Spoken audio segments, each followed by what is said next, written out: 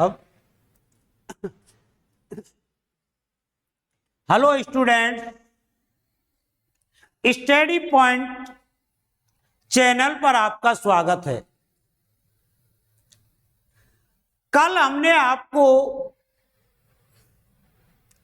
प्रायिकता के बारे में बताया और 1 से 10 तक के प्रश्न हल करवाए थे। आज हम प्रश्न 11 से प्रारंभ करते हैं। तो देखिए 11वां प्रश्न क्या है। गोपी अपने जब जल जीव कुंड के लिए एक दुकान से मछली खरीदती है। गोपी एक दुकान से क्या खरीदती है? मछली खरीदती है, जिसमें 5 नर मछली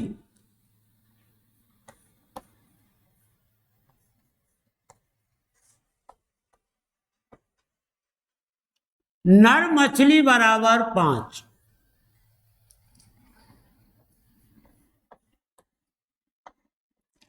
मादा मछली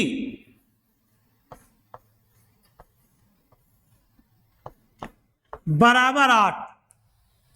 उस कुंड में नर मछली 5 है और मादा मछली 8 है।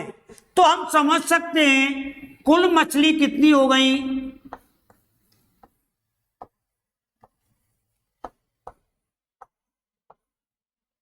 बराबर 13।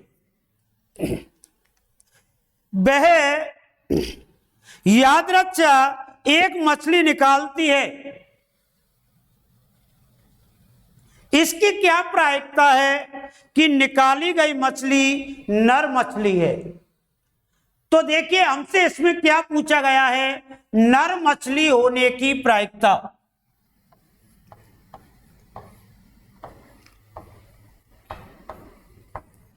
नर मछली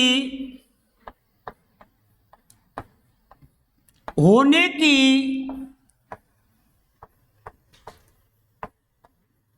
प्रायिकता। तो देखिए प्रायिकता का क्या फार्मूला है? प्रायिकता का फार्मूला है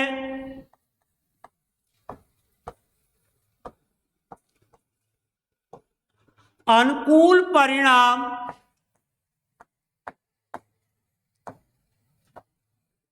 वटे कुल परिणाम।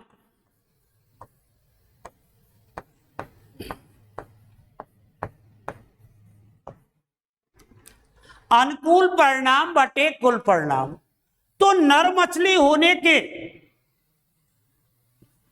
अनुकूल परिणाम कितने हैं अपने पास? सभी बताएंगे। नर मछली होने के अनुकूल परिणाम कितने हैं?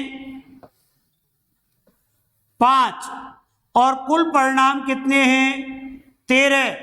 इसलिए नर मछली होने की प्रायिकता 5/13 होगी।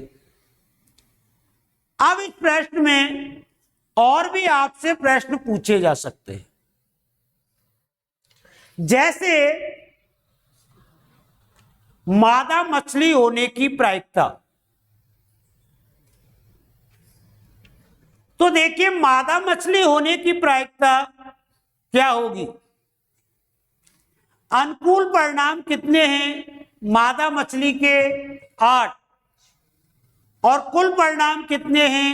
13। तो मादा मछली होने की प्रायिकता क्या होगी? 8/13। इसमें और भी प्रश्न पूछे जा सकते हैं, जैसे नर मछली नहीं होने की प्रायिकता।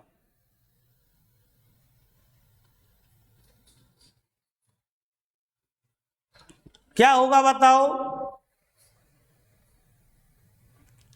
नर मछली नहीं होने की प्रायिकता। तो देखिए नर मछली होने की प्रायिकता क्या थी? 5/13। तो नहीं होने की प्रायिकता क्या होगी? 1 - 5/13। अगर मादा मछली नहीं होने की प्रायिकता पूछी जाए तो क्या होगी बताइए? मादा मछली नहीं होने की प्रायिकता,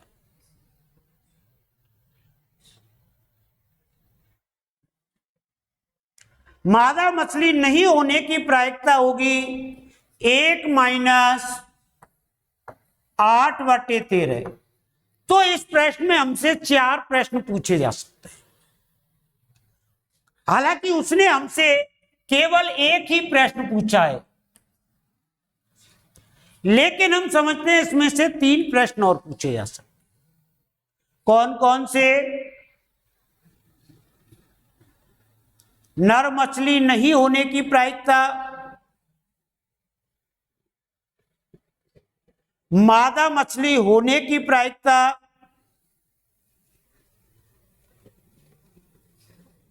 मादा मछली नहीं होने की प्रायिकता। इस प्रकार इसमें 4 प्रश्न आपसे पूछे जा सकते हैं, लेकिन हमसे इस समय फिलहाल एक ही प्रश्न पूछा गया है। उतारना चाहें उतार लीजिए, कोई प्रॉब्लम नहीं। वैसे सबके समझ में आ गया होगा।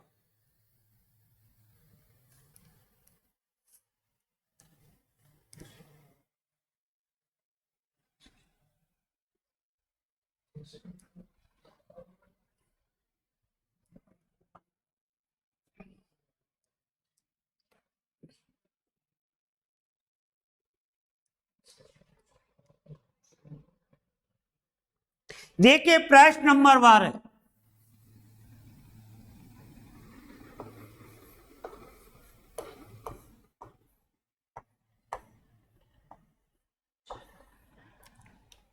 प्रश्न नंबर 12 सुने।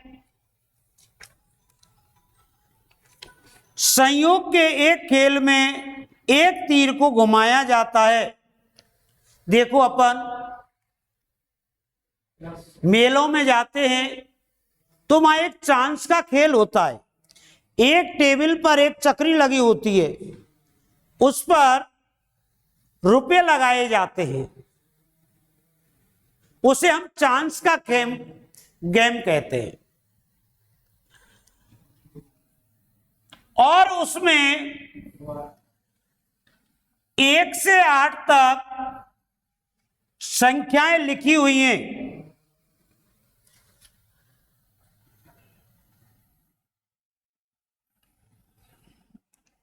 1 2 3 4 5 6 7 8। एक चांस का खेल है।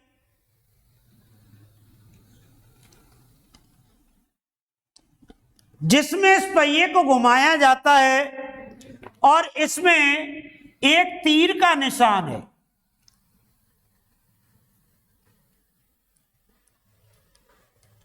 तो तीर केवल एक ही अंक पर रुकता है, वो चाहे किसी भी अंक पर जाके रुके।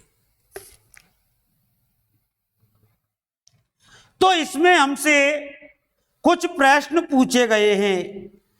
पहला प्रश्न है,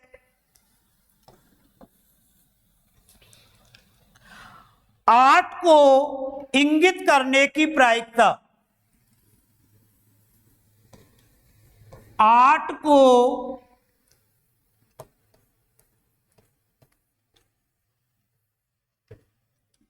इंगित करने की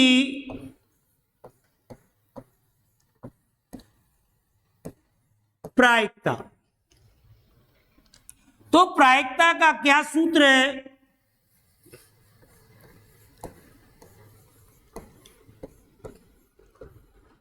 अनुकूल परिणाम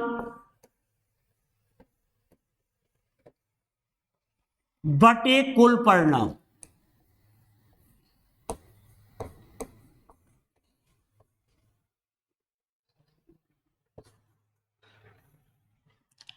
अनुकूल परिणाम बटे कुल परिणाम। तो हमने देखा इस पहिए को घुमाएं तो तीर केवल 8 ही संख्याओं पर रुक सकता है। इसलिए कुल परिणाम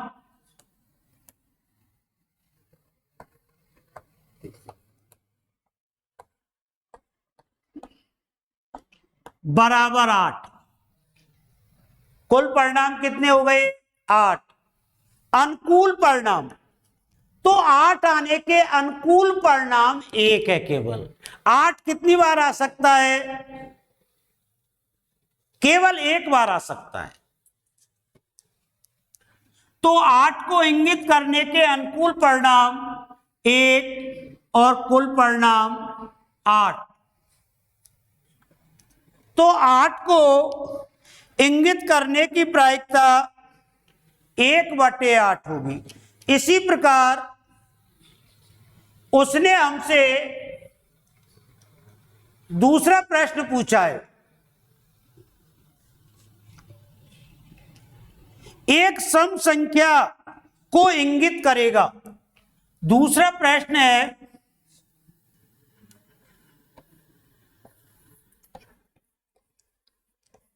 एक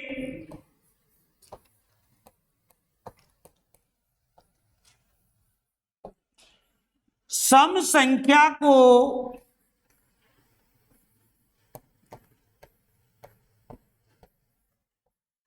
इंगित करने की प्रायिकता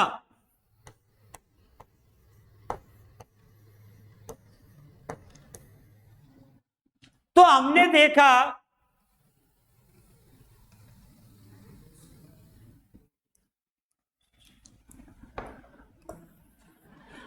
देखा कि हमारे पास 8 संख्याएं हैं, 1 2 3 4 5 6 7 8। अब सम संख्याओं को इंगित करने की प्रायिकता पूछिए। तो हम देखें कि हमारे पास सम संख्या कौन कौन सी है। सम संख्या हमारे पास 2 है, 4 है, 6 है और 8 है। सम संख्या को इंगित करने के अनुकूल परिणाम कितने हैं? 4। 2 4 6 8। तो सम संख्या को इंगित करने के अनुकूल परिणाम है 4 और कुल परिणाम है अपने 8। तो प्रायिकता क्या आएगी? तो इसकी प्रायिकता आएगी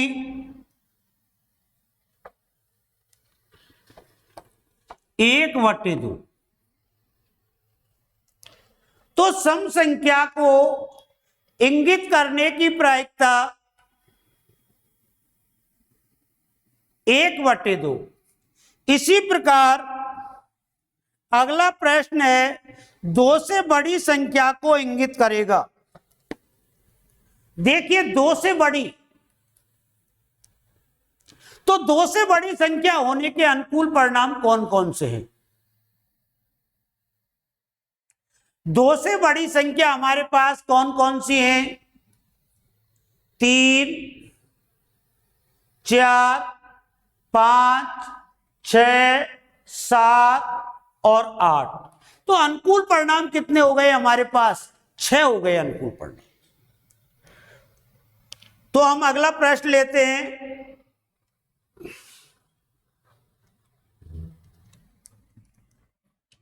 तीसरा है हमारा,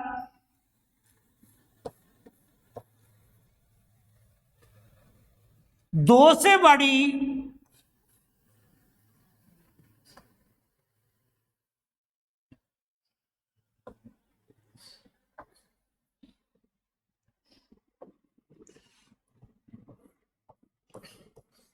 दो से बड़ी संख्या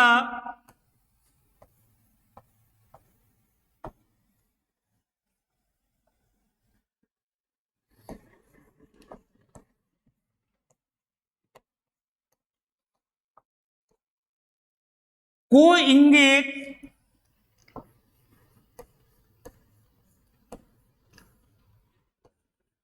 करने की प्रायिकता। तो इस चांस के खेल में हमारे पास जो संख्याएं हैं वो 1 से लेके 8 तक है। तो इसमें 2 से बड़ी संख्या, 2 से बड़ी संख्या कौन कौन सी है? 2 से बड़ी है 3, 4, 5, 6, 7 और 8। तो हमारे पास अनुकूल परिणाम कितने हो गए? अनुकूल परिणाम हो गए अपने पास अनुकूल परिणाम हो गए अपने पास 6। और कुल परिणाम कितने हैं अपने पास? 8। तो 2 से बड़ी संख्या होने की प्रायिकता ये कट गया, 3/4 होगी। इसमें अनेक प्रश्न बन सकते हैं। देखिए, इसमें लास्ट प्रश्न है 9 से छोटी संख्या को इंगित करने की प्रायिकता। चौथा जो प्रश्न है,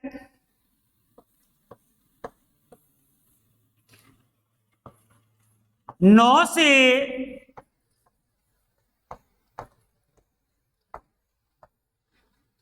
छोटी संख्या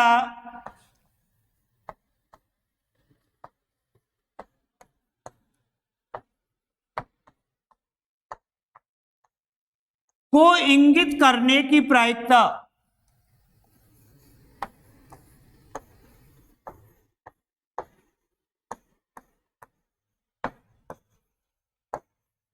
और प्रायिकता का फार्मूला है अनुकूल परिणाम बटे कुल परिणाम। तो 9 से छोटी संख्या हमारे पास कौन कौन सी है?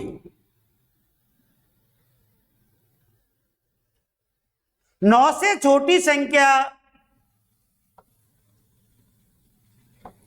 8, 7, 6, 5, 4, 3, 2, 1। इस प्रकार अनुकूल परिणाम हो गए हमारे पास 8 और कुल परिणाम हो गए 8 बराबर 1। इस प्रकार इसमें 4 प्रश्न पूछे गए हैं। इसमें हम अनेक प्रश्न और भी पूछ सकते हैं।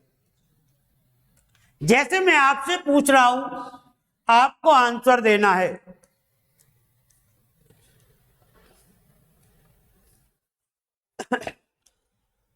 देखिए, हमारे पास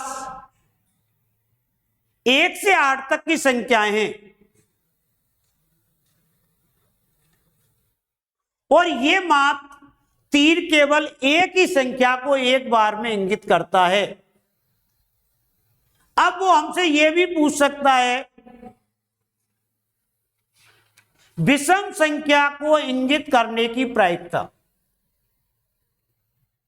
बताइए, विषम संख्या को इंगित करने की प्रायिकता क्या होगी?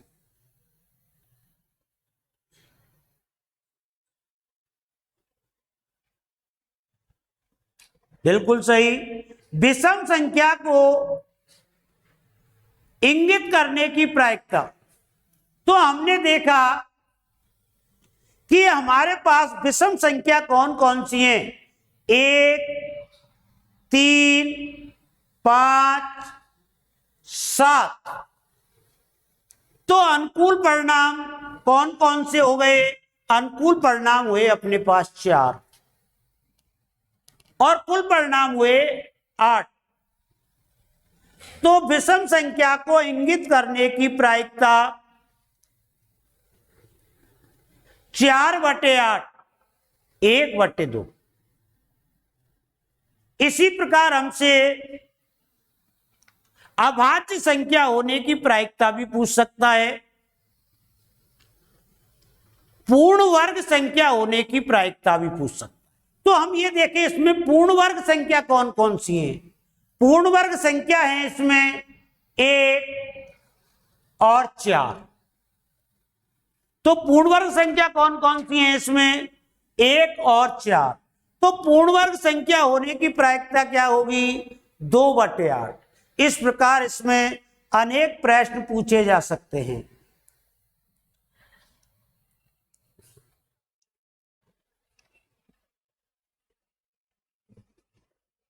अब देखते हैं, हम अगले प्रश्न पर चलते हैं।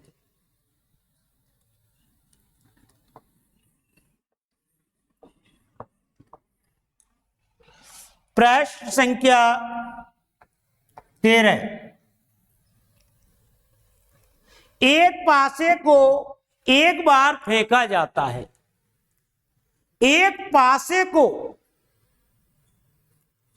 एक बार फेंका जाता है। हम जानते हैं पासे में कुल पहलू 6 होते हैं। या तो उन पर 1 से 6 तक गिनती लिखी रहती है या डॉट बिंदी लगी रहती है फलकों पर।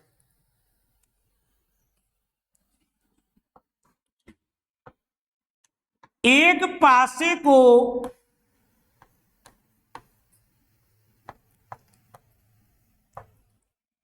एक बार फेंका जाता है। एक पासे को एक बार फेंका जाता है, तो आप बताएंगे कुल परिणाम कितने होंगे।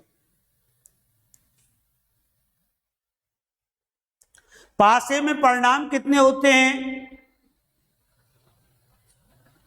6। तो कुल परिणाम कितने हुए अपने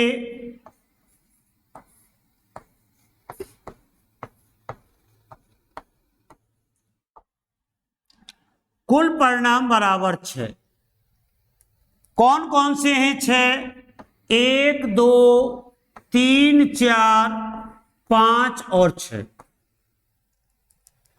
तो एक पासे को एक बार फेंकने पर कुल परिणाम 6 होते हैं। अब इसमें वो अनेक प्रश्न पूछ सकता है। जैसे मैं सवाल को हल करने से पूर्व मैं आपसे कुछ पूछता हूं, तो आप बताएंगे 2 व 6 के मध्य संख्या होने की प्रायिकता।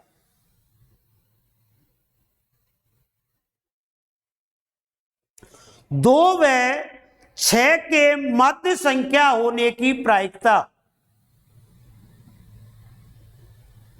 देखिए बेटा 2 और 6 के मध्य, 2 और 6 के मध्य कौन कौन सी संख्याएं हैं 3 4 और 5। तो अनुकूल परिणाम कितने हो गए अपने पास 3 और कुल परिणाम कितने हो गए 6। तो क्या हो गया प्रायिकता क्या होगी 3/6। अगर वो पूछे पूर्ण वर्ग संख्या होने की प्रायिकता, पूर्ण वर्ग, तो पूर्ण वर्ग कौन सी संख्याएं होती हैं जिनका पूरा वर्गमूल निकल जाता हो, वे संख्याएं पूर्ण वर्ग होती हैं। तो इसमें पूर्ण वर्ग संख्या कितनी है अपने पास 1 और 4। अनुकूल परिणाम 2 और कुल परिणाम बराबर 6। इसकी प्रायिकता 2/6। तो अब हम किताब के प्रश्नों को देखते हैं कि हमसे क्या क्या पूछा गया है। पहला पूछा गया है एक अभाज्य संख्या होने की प्रायिकता।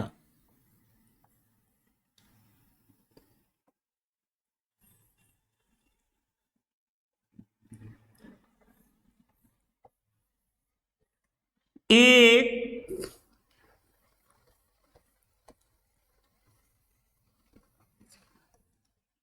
अभाज्य संख्या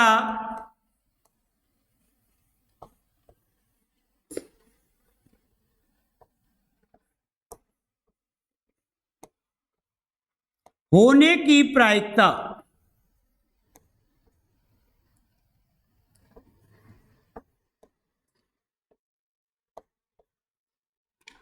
क्या फार्मूला है प्रायिकता का?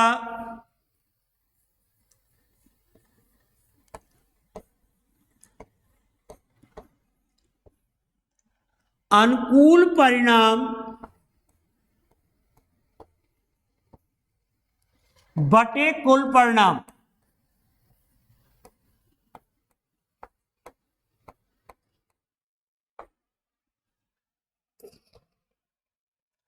तो हम देखें यहां पर अभाज्य संख्या कौन कौन सी है, चलो सभी बताओ। नहीं, एक अभाज्य नहीं है। एक को न तो भाज्य की श्रेणी में लिया गया है, न ही अभाज्य की श्रेणी में लिया गया है।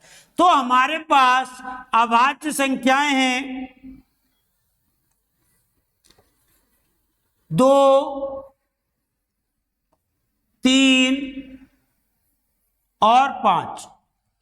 तो अनुकूल परिणाम कितने हो गए अपने पास? 3। और कुल परिणाम कितने हैं अपने पास? 6। तो प्रायिकता क्या आएगी? 1/2। तो एक अभाज्य संख्या होने की प्रायिकता 3/6 बराबर 1/2 होगी। अब हम अगला प्रश्न लेते हैं। 2 व 6 के मध्य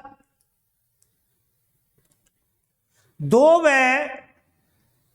6 के मध्य संख्या होने की प्रायिकता।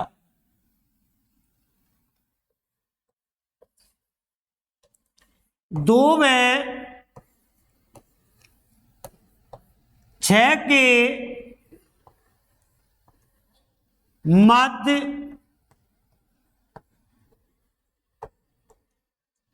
संख्या होने की प्रायिकता।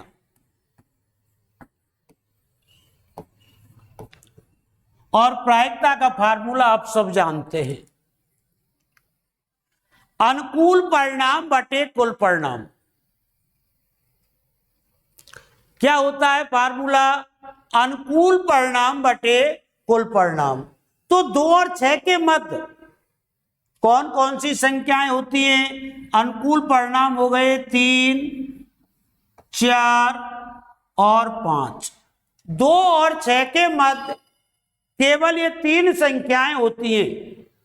तो अनुकूल परिणाम हो गए अपने 3 और कुल परिणाम हो गए 6। इसलिए प्रायिकता क्या आएगी? 1/2।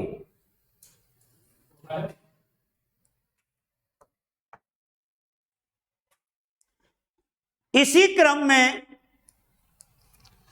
अगला प्रश्न हमसे पूछा गया है। तीसरा प्रश्न है इसमें,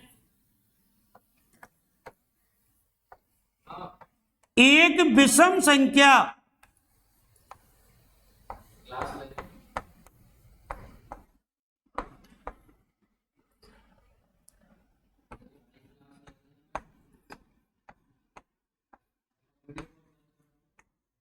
होने की प्रायिकता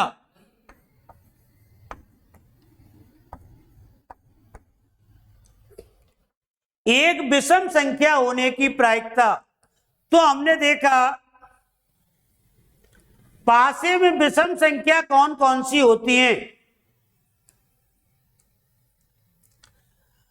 पासे में विषम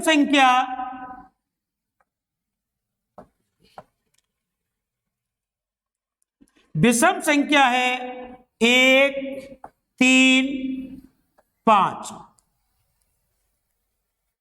तो विषम संख्या होने के अनुकूल परिणाम कितने हो गए? 3 और कुल परिणाम कितने हो गए 6, इसलिए प्रायिकता क्या आएगी 1/2। इसी क्रम में हम पासे में और भी प्रश्न आपसे पूछ सकते हैं। देखिए, जैसे मैं आपसे कहूं 7 से बड़ी संख्या होने की प्रायिकता, तो बताइए पासे में 7 से बड़ी संख्या कौन कौन सी होती हैं? कोई नहीं होती, इसलिए इसकी प्रायिकता क्या आएगी 0। अगर मैं ये कहूं 7 से छोटी संख्या होने की प्रायिकता, तो 7 से छोटी संख्या कौन कौन सी हैं? 1 2 3 4 5 6। तो अनुकूल परिणाम कितने हो गए अपने 6, और कुल परिणाम पासे में कितने होते हैं 6 बराबर 1, अर्थात यह निश्चित घटना है। अब अगला जो हमारा प्रश्न है वो तासों से संबंधित है। तो देखिए, सबको पहले मैं तासों के बारे में थोड़ा सा बता दूं। तासों में कुल 52 पत्ते होते हैं। कुल पत्ते कितने होते हैं तासों में?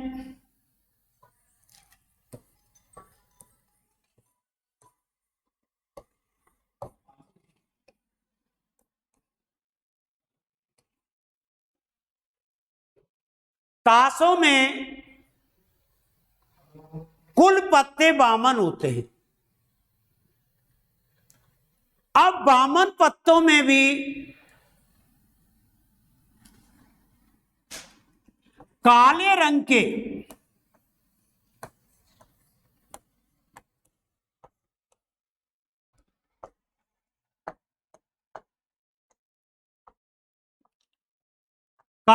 के पत्ते 13 तो चिड़ी के होते हैं,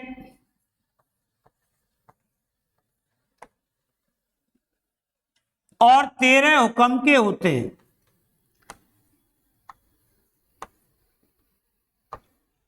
इस प्रकार काले रंग के टोटल पत्ते 26 होते हैं।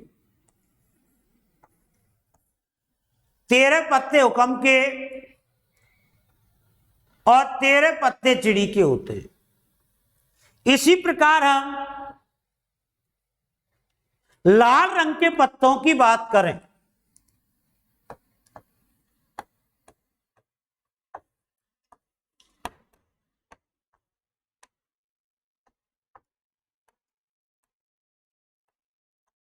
इसी प्रकार लाल रंग के पत्ते भी 26 होते हैं, जिनमें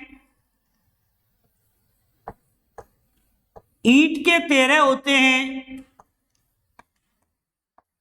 और पान के 13 होते हैं। तो एक बार मैं आपको तासों के बारे में थोड़ा बता रहा हूं, जो नहीं जानते हैं ध्यान से सुनो।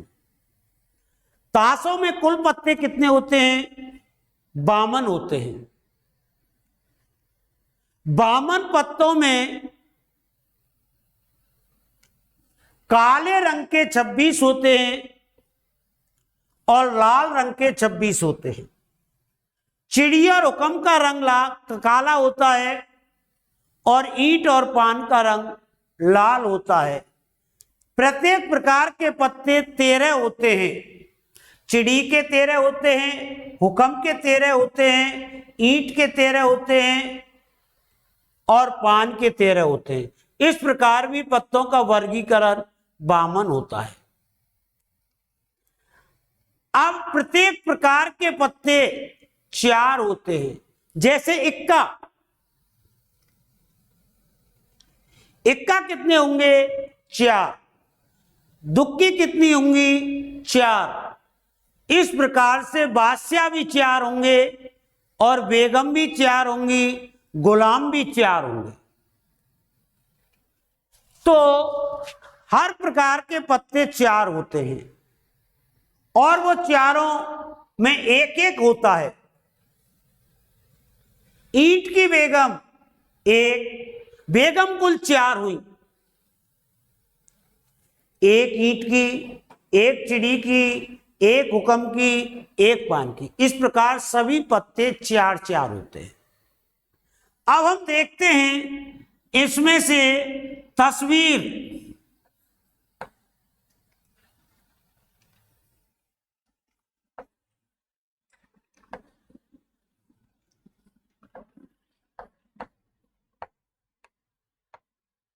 तस्वीर वाले पत्ते,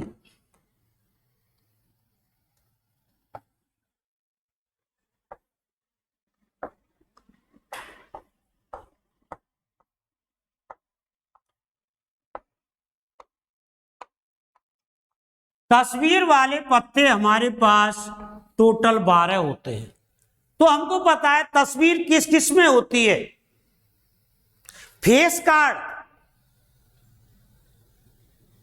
जिनमें तस्वीर होती है वे 12 होते हैं। 4 बादशाह,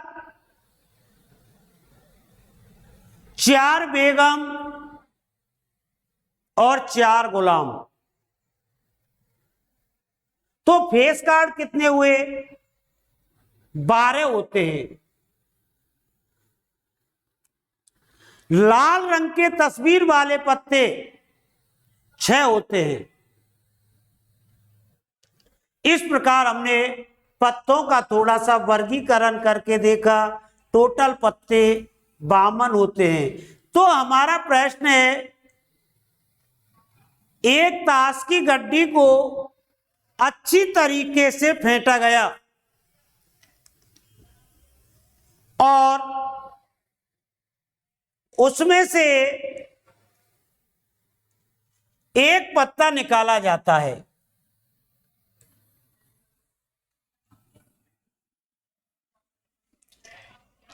देखते हैं हम प्रश्न नंबर 14। 52 पत्तों की अच्छी प्रकार से फेंटी गई गड्डी में से एक पत्ता निकाला जाता है।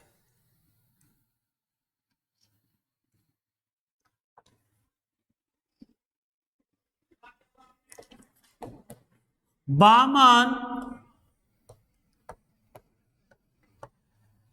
पत्तों की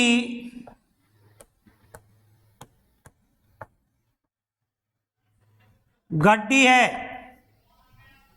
अतः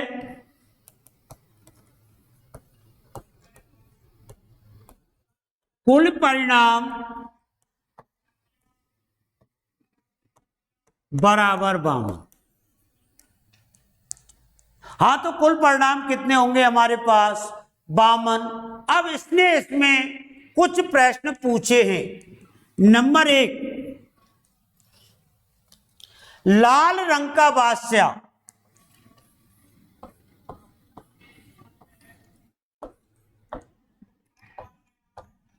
लाल रंग का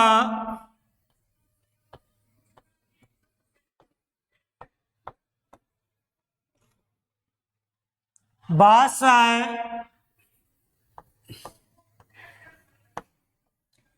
होने की प्रायिकता, लाल रंग का बादशाह होने की प्रायिकता। तो प्रायिकता का क्या फार्मूला है?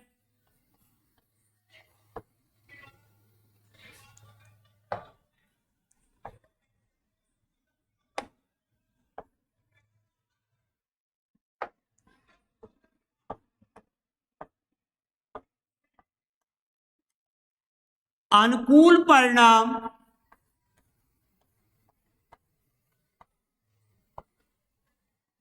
बटे कुल परिणाम।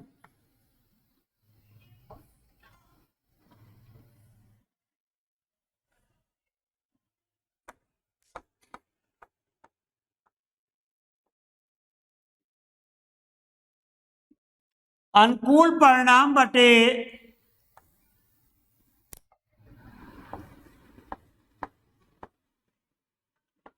कुल परिणाम। तो लाल रंग का बादशाह होने की प्रायिकता, तो ये बताइए बादशाह कुल कितने होते हैं? 4, जिनमें से लाल रंग के कितने होते हैं? 2। कौन कौन से? पान का और ईंट का। तो अनुकूल परिणाम कितने हो गए अपने? 2। और कुल परिणाम कितने हो गए? 52। तो क्या प्रायिकता आई हमारी? 1/26। तो लाल रंग का बादशाह होने की प्रायिकता 1/26 आई। इसी प्रकार अगला प्रश्न है, तस्वीर वाला पत्ता या फेस कार्ड होने की प्रायिकता। दूसरा प्रश्न है अपना,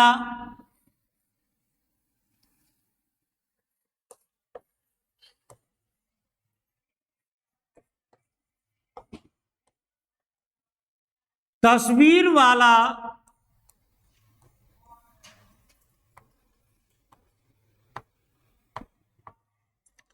पत्ता होने की प्रायिकता।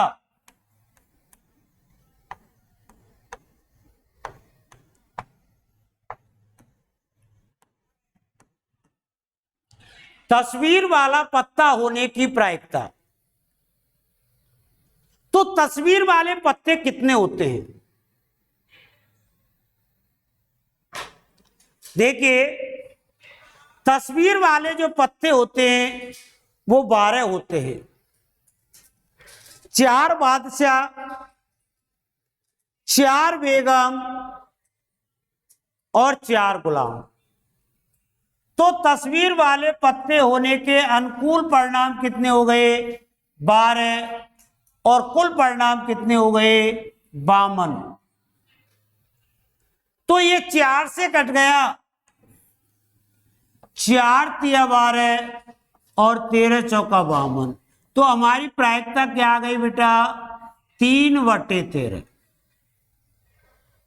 तो तस्वीर वाले पत्ते कितने होते हैं? तस्वीर वाले पत्ते हमारे पास 12 होते हैं। इसी प्रकार हम अगला प्रश्न लेते हैं,